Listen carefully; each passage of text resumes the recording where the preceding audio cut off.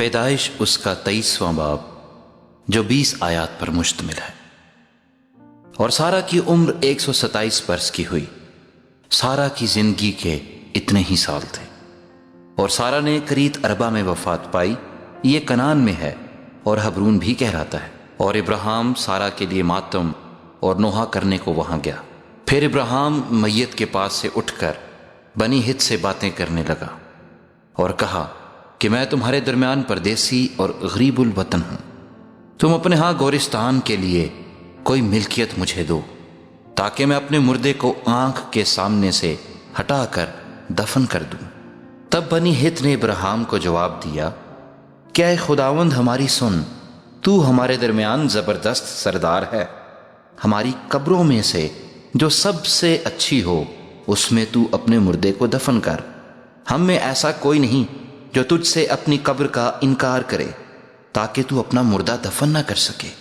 ابراہیم نے اٹھ کر اور بنی ہت کے آگے جو اس ملک کے لوگ ہیں آداب بجا لا کر ان سے یوں گفتگو کی کہ اگر تمہاری مرضی ہو کہ میں اپنے مردے کو آنکھ کے سامنے سے ہٹا کر دفن کر دوں تو میری عرض سنو، اور سہر کے بیٹے افرون سے میری سفارش کرو کہ وہ مکفیلیہ کے غار کو جو اس کا ہے اور اس کے کھیت کے کنارے پر ہے اس کی پوری قیمت لے کر مجھے دے دے تاکہ وہ گورستان کے لیے تمہارے درمیان میری ملکیت ہو جائے۔ اور افرون بنی ہت کے درمیان بیٹھا تھا۔ تب افرون ہتی نے بنی ہت کے سامنے ان سب لوگوں کے روبرو جو اس کے شہر کے دروازے سے داخل ہوتے تھے ابراہیم کو جواب دیا، اے میرے خداوند یوں نہ ہوگا، بلکہ میری سن، میں یہ کھیت تجھے دیتا ہوں اور وہ غار بھی جو اس میں ہے تجھے دیے دیتا ہوں۔ یہ میں اپنی قوم کے لوگوں کے سامنے تجھے دیتا ہوں، تو اپنے مردے کو دفن کر۔ تب ابراہیم اس ملک کے لوگوں کے سامنے جھکا۔ پھر اس نے اس ملک کے لوگوں کے سنتے ہوئے افرون سے کہا کہ اگر تو دینا ہی چاہتا ہے تو میری سن، میں تجھے اس کھیت کا دام دوں گا، یہ تو مجھ سے لے لے تو میں اپنے مردے کو وہاں دفن کروں گا۔ افرون نے ابراہیم کو جواب دیا، اے میرے خداوند میری بات سن، یہ زمین چاندی کی 400 مسکال کی ہے، سو میرے اور تیرے درمیان یہ ہے کیا؟ بس اپنا مردہ دفن کر۔ اور ابراہیم نے افرون کی بات مان لی۔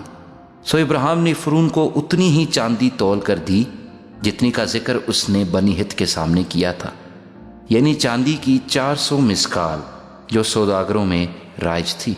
سو افرون کا وہ کھیت جو مکفیلہ میں ممرے کے سامنے تھا اور وہ غار جو اس میں تھا اور سب درخت جو اس کھیت میں اور اس کی چاروں طرف کی حدود میں تھے، یہ سب بنی ہت کے اور ان سب کے روبرو جو اس کے شہر کے دروازے سے داخل ہوتے تھے ابراہیم کی خاص ملکیت قرار دیے گئے۔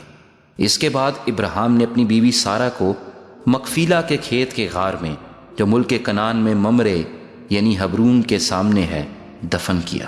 چنانچہ وہ کھیت اور وہ غار جو اس میں تھا بنی ہت کی طرف سے گورستان کے لیے ابراہیم کی ملکیت قرار دیے گئے۔